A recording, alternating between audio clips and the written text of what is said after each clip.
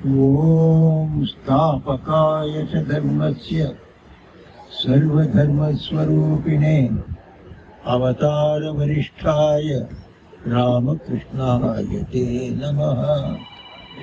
जननीं शारदां देवीं रामकृष्णं जगद्गुरुं पादपद्मे तयोः श्रित्वा प्रणमामि। नमस्ते यतिराजाय विवेकानन्दसूरये सच्चित्सुखस्वरूपाय स्वामिने तापहारिणे।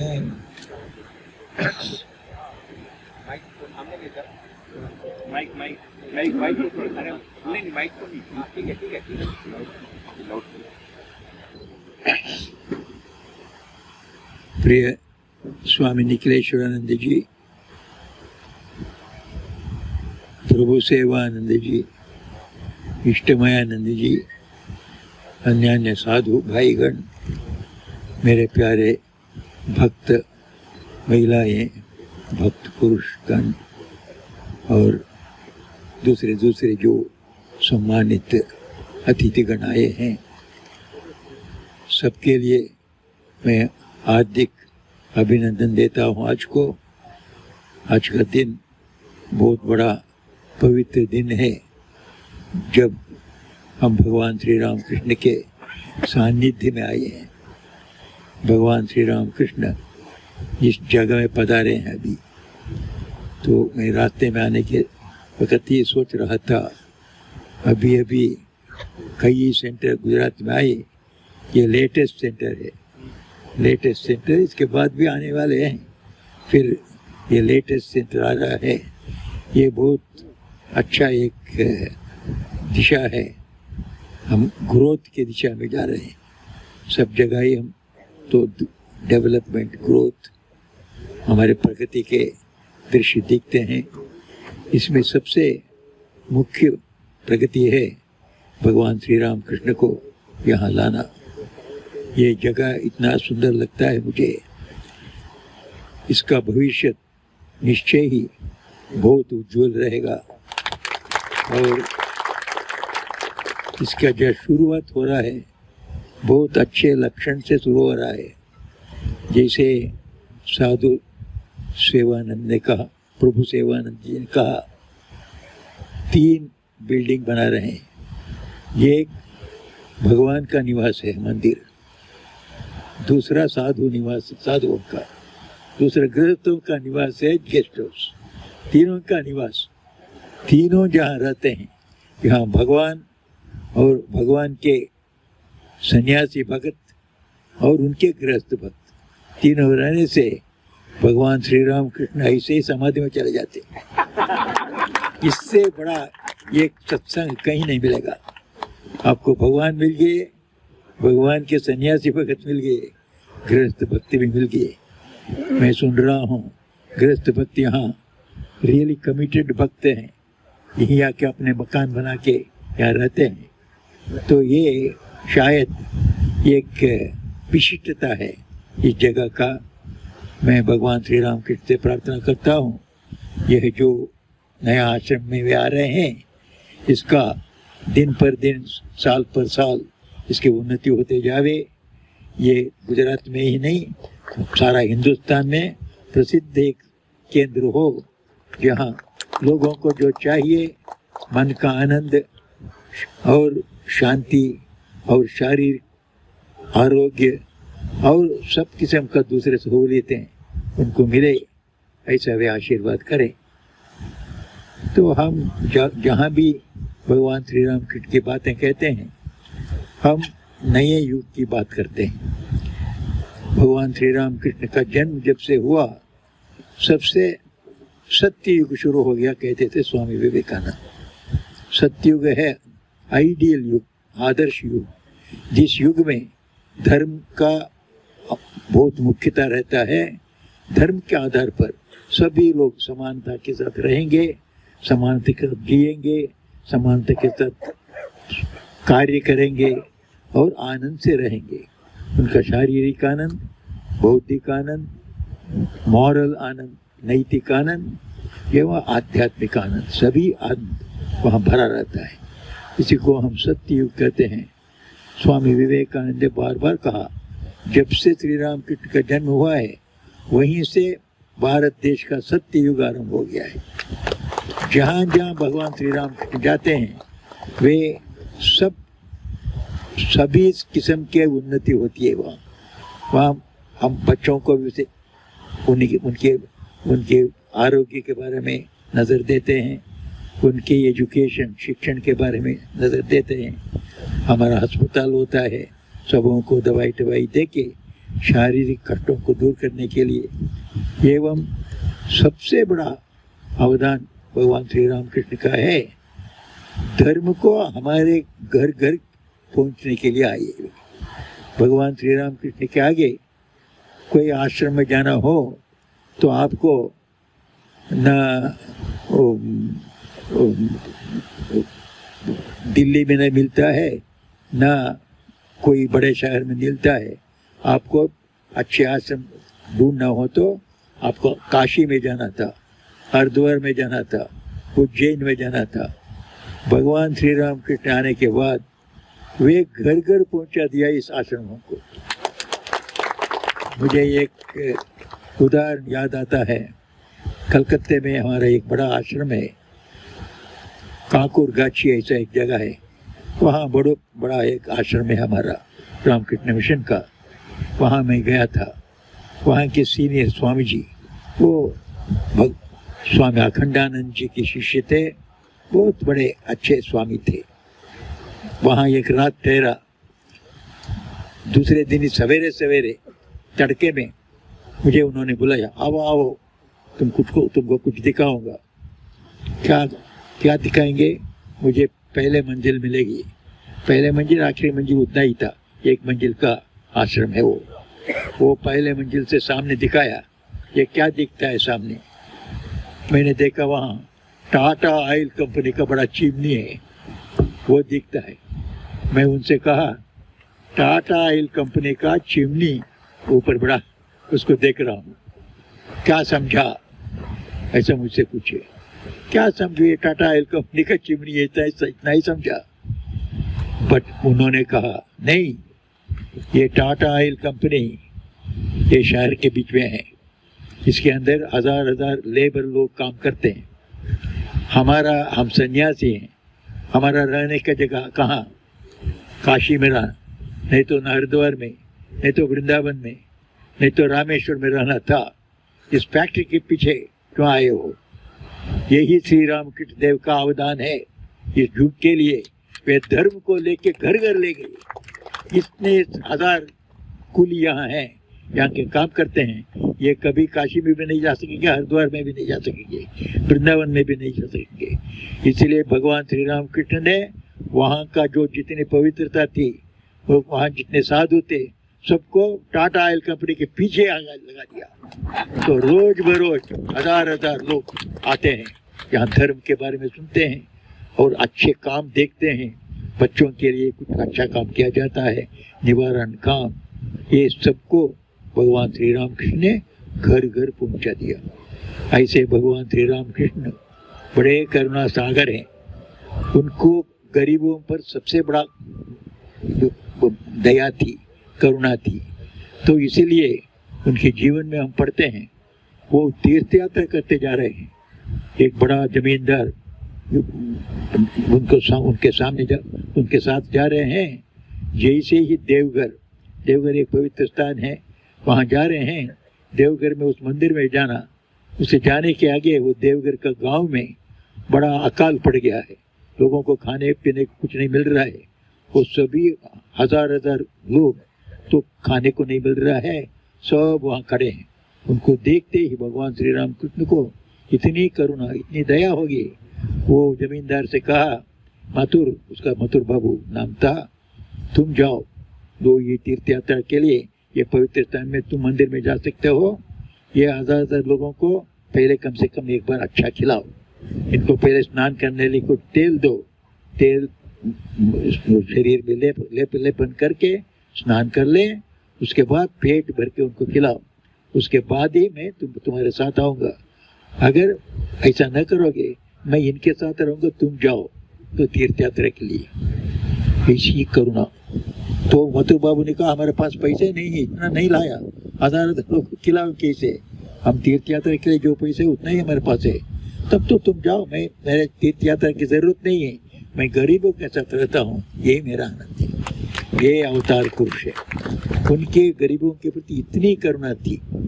हम सब तो एक दृष्टि से गरीब ही हैं, हम गरीब, हमें आत्मज्ञान नहीं हुआ है और भगवान का ज्ञान क्या है मालूम नहीं है, और ठीक ठीक सच्चा चरित्र क्या है जिससे हम भी स्ट्रांग, हमें बलवान बने, दूसरों को भी बल दें, ऐसा हमारे पास चारित्र भी नहीं है।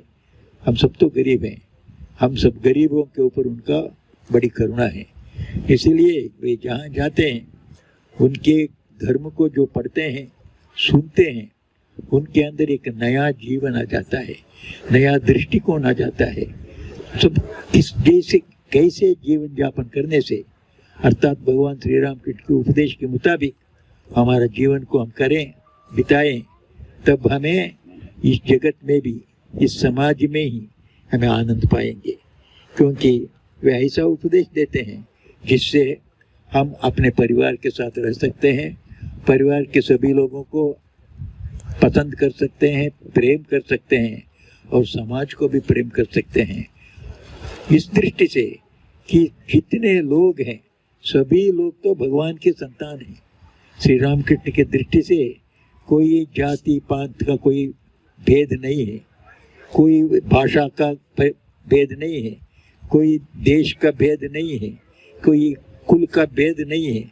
सबको वे समान मानते थे, क्योंकि वे मानते थे कि सभी भगवान के बच्चे हैं। वसुधैव कुटुंबकम हम कहते हैं, उनका जीवन में उनका ये अनुभव हुआ था।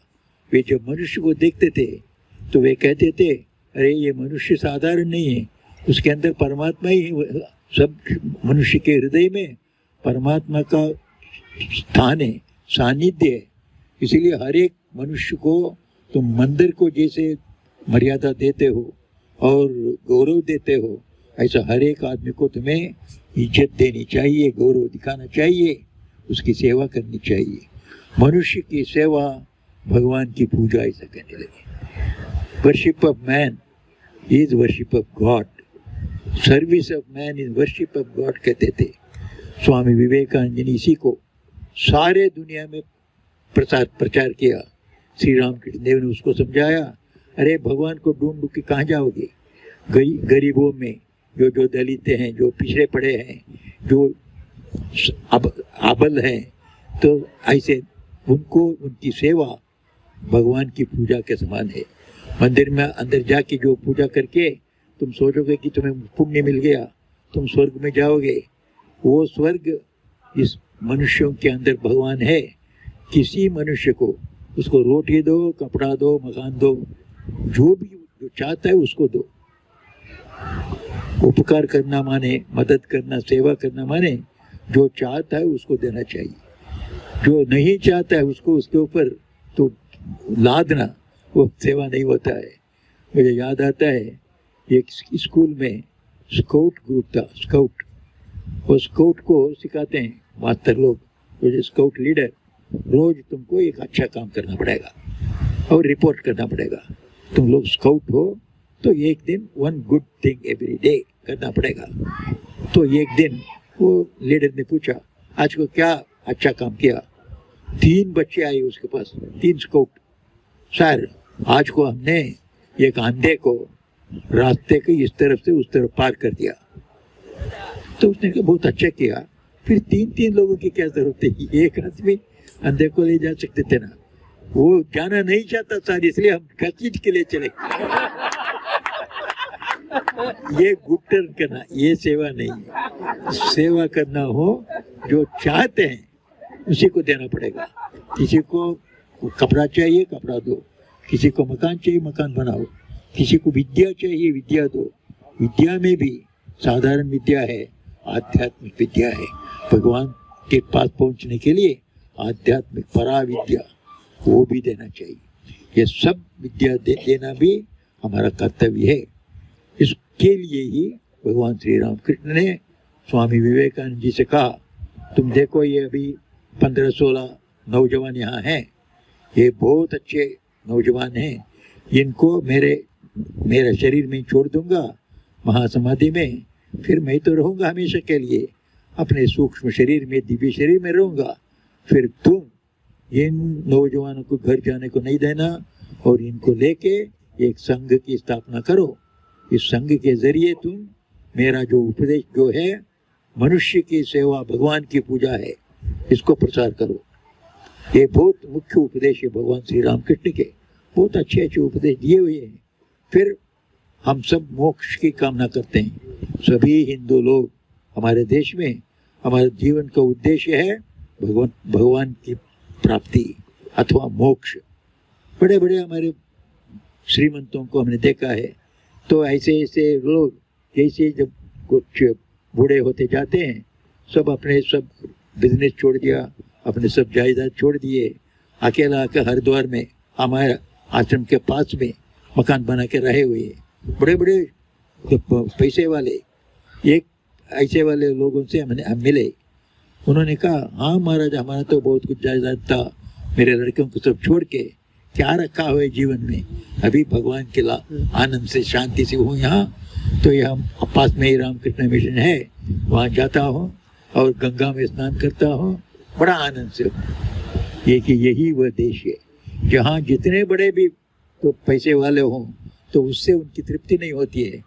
भगवान के नाम से, भगवान के स्मरण से, भगवान की सेवा से, आश्रम की सेवा करने से, साधुओं की सेवा करने में आनंद लेने वाले लोग इस देश में ही हैं, अब भी है।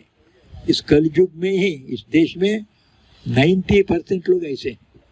हम जो अपने को बड़े एजुकेटेड कहते हैं वो 10% भी नहीं है। तो हम सोचते हैं हाँ ये सब तो रिलीजन, ये धर्म सब तो कुसंस्कार है।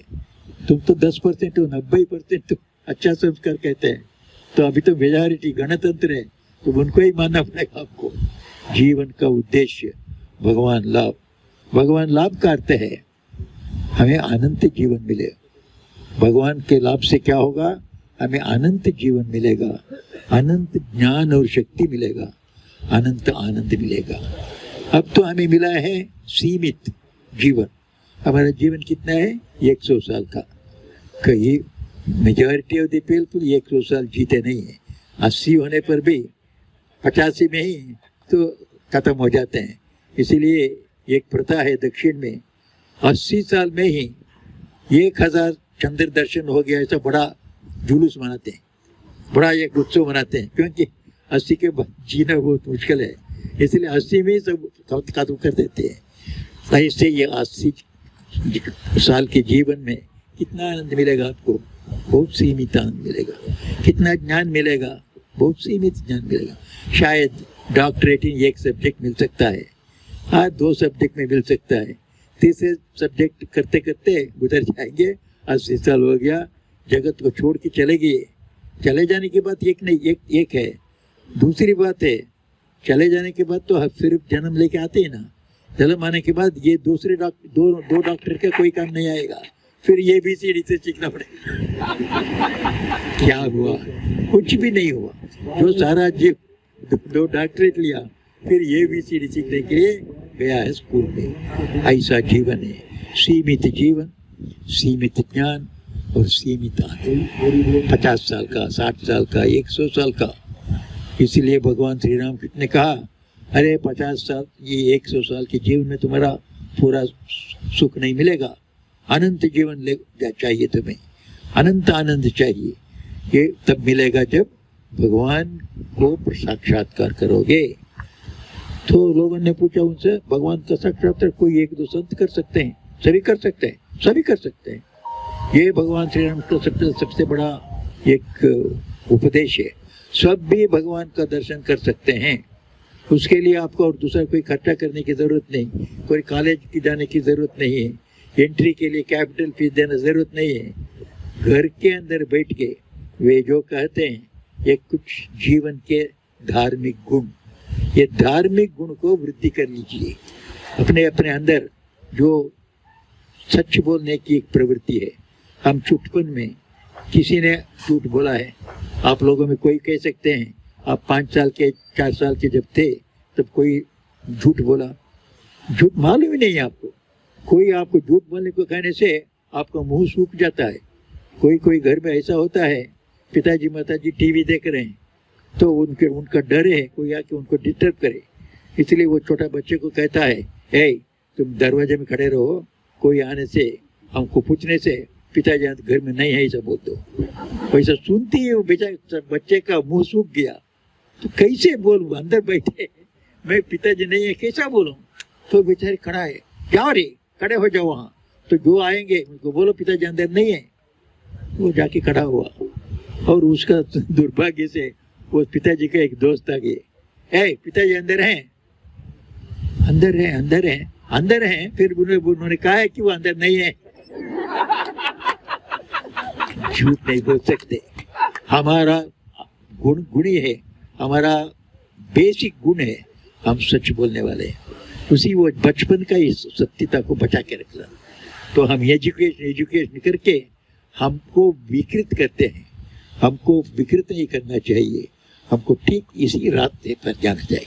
सत्य को अपने अंदर पकड़े रहो, जहाँ भी जो भी काम करो, कोई बात कर तो कोई सब काम ही अच्छा है, फिर सत्य को छोड़ो नहीं।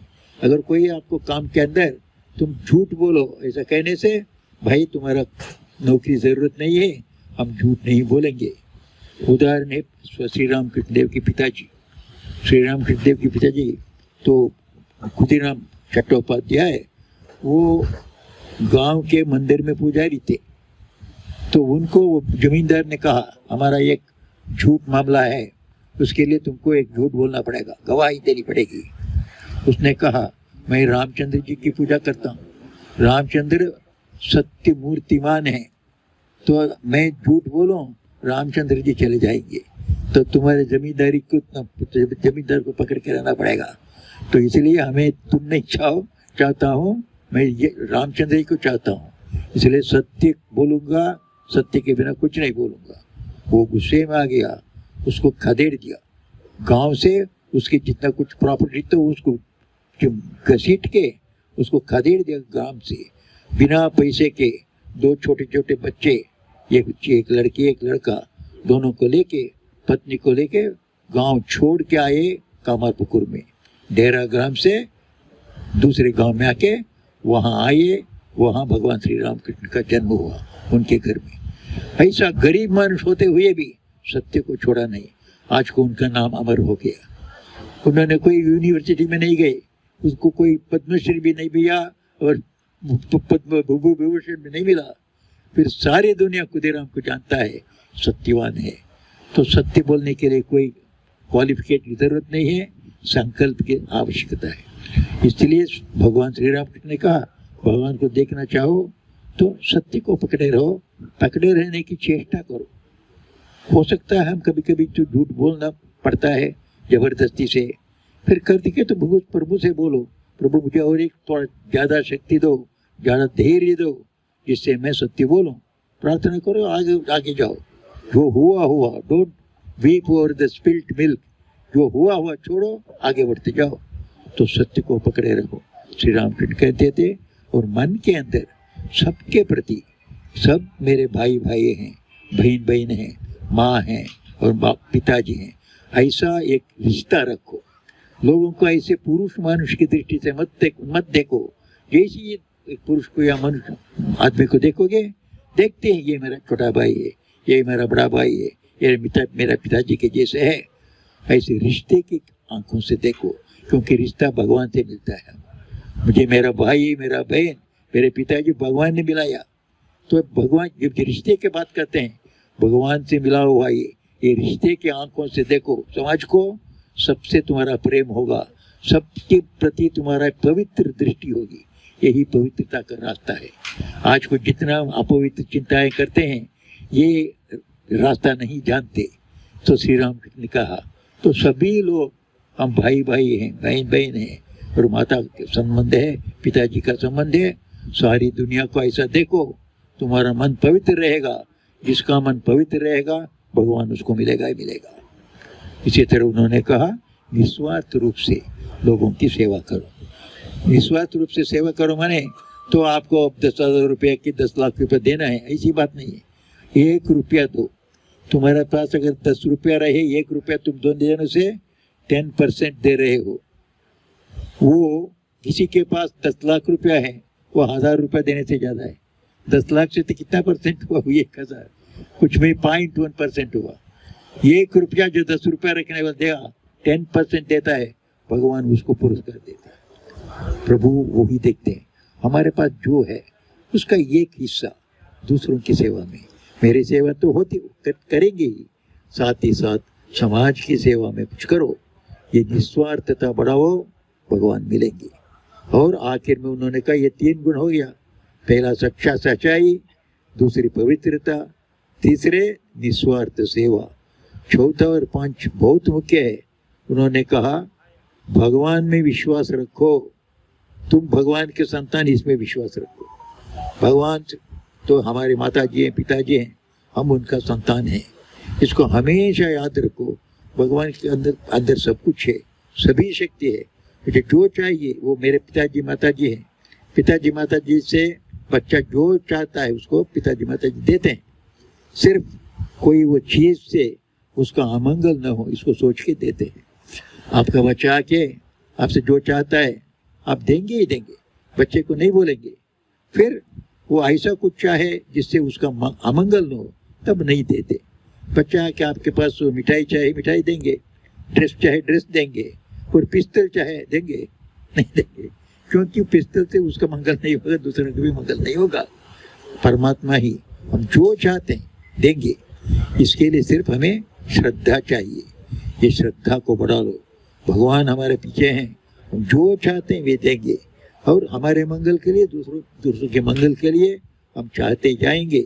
और हमारी श्रद्धा ठीक ठीक रहे, हमारी प्रार्थना अंतःकरण से करें, जरूर भगवान का दर्शन होगा।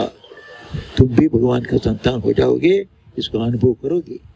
तो ये श्रद्धा, ये विश्वास भगवान में, ये एवं उनकी प्रार्थना। जब बच्चा को जो जरूरत पड़ती है सीधा माताजी पिताजी के पास जाता है और चाहता है। इसी तरह हम भी, हमारे माताजी पिताजी इष्ट बंधु सब कुछ परमात्मा है, उससे हम चाहते हैं, जो चाहते हैं हमें मिलेगा। तो जो श्रद्धा के साथ अंतःकरण के साथ जो प्रार्थना करता है भगवान उसकी पूर्ति करता है। साधारण लोगों को भी इसका अनुभव होता है, साधारण लोगों को भी। तो इसलिए तो हमें भगवान में एक श्रद्धा रखनी चाहिए। वे हमारे माताजी पिताजी हैं, हम उनके संतान हैं, इसमें विश्वास। और जब जो चाहे उनसे प्रार्थना करो। तो श्रद्धा एवं प्रार्थना, यही हमारे वेद में कहा गया। वेद में सूक्तियाँ आप देखते हैं, विष्णु सूक्ति, पुरुष सूक्ति और बहुत से दुर्गा सूक्ति, ये सूक्त, ये सब तो प्रेयर से प्रार्थना है। तो वेद का मार्ग ये है प्रार्थना। भगवान में विश्वास रखो, भगवान से प्रार्थना करो, तुम सब पावर मिलेगा, सब शक्ति मिलेगी, सब किस्म की विजय मिलेगी आपको। आप जीवन में आपका सब प्रगति ही प्रगति रहेगी। यही 5 को श्री रामकृष्ण, इसी को न केवल हिंदू धर्म का मूल है, सारे धर्मों का मूल आधार यही है। सारे धर्मों के ये फाउंडेशन तो यही है, सत्य और पवित्रता और निस्वार्थ सेवा और श्रद्धा एवं प्रार्थना। इसको हमारे जीवन में लावें। श्री रामकृष्ण आपको बहुत प्यार करेंगे। आपका मन में जो इच्छा है उसको पूर्ण करेंगे। आपका ऐहिक जीवन, इस जगत का जीवन एवं आध्यात्मिक जीवन, दोनों में आपको यशस मिलेगा और विजय मिलेगा, विक्ट्री मिलेगी। यही चाहिए। इस जीवन में भी हमें आनंद और शांति मिले, और इस जीवन का जब समाप्ति हो जाती है तब भगवान के पास जाके अमर होकर उनके साथ आनंद से रहें। ये दोनों ही हम चाहते हैं, दोनों मिलेगा भगवान श्री राम के उपदेशों से। इसीलिए हम कहते हैं वे युग अवतार हैं। ये युग के लिए उनके उपदेश बहुत कामयाब होता है। उनके उपदेश इतना सरल है, इतना हमारे जीवन में आ जाने से तुम कृष्ण की पूजा करो, शिव की पूजा करो, अल्लाह की पूजा करो या जीसस की पूजा, जिसकी भी पूजा करो, ये 5 गुण तुम्हारे अंदर रहने से तुम्हें भगवान मिलेगा। श्री राम इसको इसी को कहा, अरे जिस धर्म से जाओ, ये सब तुम्हारे अंदर ये नैतिकता और ये आध्यात्मिकता इस रूप के ये 5 गुणों के रहे, तुमको भगवान मिलेगा। तुम क्रिश्चियन होने से संत क्रिश्चियन हो जाओगे, एक संत मनुष्य हो जाओगे। मुसलमानों से भी एक संत पुरुष हो जाओगे। हिंदुस्तान में तो हजारों संत ऐसे ही बने। तो वो तो यूनिवर्सिटी जाके कोई संत बना। हमारे देश में अभी भी विवेकानंद को छोड़ के और श्री राम के कुछ शिष्यों को छोड़ के यूनिवर्सिटी जाके संत बने, ऐसा हमारे कोई संत परंपरा नहीं है। संत परंपरा ऐसे ही हुई है। फिर हमारे देश में श्री राम कृष्ण ने कहा, ये यूनिवर्सिटी लोगों का सिर खराब कर रहा है, उन लोगों को भी मैं संत बनाऊंगा। उसको दिखाने के लिए स्वामी विवेकानंद आदियों को, बड़े बड़े यूनिवर्सिटी स्टूडेंट्स हैं, उनको भी तो संत बना दिया। तो हम अगर यूनिवर्सिटी में जाके खराब हुए भी हो, भगवान श्री राम कृष्ण के उपदेश पर चलिए, आपका ऐहिक जीवन, आध्यात्मिक जीवन सफल होगा। मैं उनसे प्रार्थना करता हूँ कि उनका सानिध्य आया है। भगवान श्री राम कृष्ण यहाँ बैठे हैं। आपके घर में कोई अच्छे मेहमान आवे, अच्छे अतिथि आवे, तो उसको सवेरे उठ के जाके पूछते नहीं है, भैया तुम्हारा रात को अच्छी नींद हुई, सवेरे उठ के कुछ खाना खाया, ऐसा पूछते हैं। तो इसी तरह श्री राम कृष्ण के यहाँ बैठे हैं। आप सब लोगों का जो नजदीक में है, तो सबका भी कर्तव्य सवेरे आके पूछना चाहिए। तो ये हमारे मेहमान आए हैं, प्रभु रात को आपकी नींद हुई, सवेरे कुछ नाश्ता खाया नहीं हो तो हमसे बताइए, हम बना कर ले आएंगे। ये आप लोगों के ऊपर जिम्मेदारी है। अर्थात श्री राम कृष्ण आए हैं और आप लोगों को इस मीटिंग में बैठे हैं, यहाँ तो श्री राम कृष्ण बैठे हैं। आप उनको नहीं भी देख पाए, वे आपको देख रहे हैं। तो आप सोच सकते हैं आज को अभी समाप्त हो गया और इसको भूल जाएंगे, भूलने को नहीं छोड़ेंगे, आपको फिर खींचेंगे, बार बार आपको याद आएगी, अरे वहाँ तो एक आश्रम की शुरुआत को देखी थी, अभी कितना बड़ा हुआ है, क्या होता है, चलो देखेंगे, फिर वापस आएंगे। एक दिन नहीं है, सारा जीवन आपको यहाँ खींचेंगे। ये श्री राम कृष्ण देव, उन्होंने कोई मैजिक नहीं दिखाया, कोई जादूगरी नहीं दिखाई। फिर एक जादूगरी उन्होंने दिखाया। सभी भक्तों से कहते थे, एक बार कुछ बातें करने के बाद फिर आओ, ऐसा कहते, तो आप फिर आओ।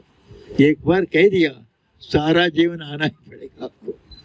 भगवान श्री राम कृष्ण आप सब लोगों को देख लिया है। मेरा विश्वास है आप उनके फंदे में पड़ गए, अभी तो आप बच नहीं सकते, आपको खींचेंगे। आप जरूर यहाँ आएंगे, भगवान की सेवा करेंगे। आप सब सेवा करके धन्य हो जाइए, हमारा जीवन धन्य हो जाए, ऐसा उनका आशीर्वाद हमारे ऊपर रहे, यही प्रार्थना करते हुए यह अवकाश जिन्होंने मुझे दिया, उनके प्रति मेरा श्रद्धांजलि एहसास कृतज्ञता ज्ञापित करते हुए मेरे बातों को विश्राम देता हूँ। जय राम कृष्ण।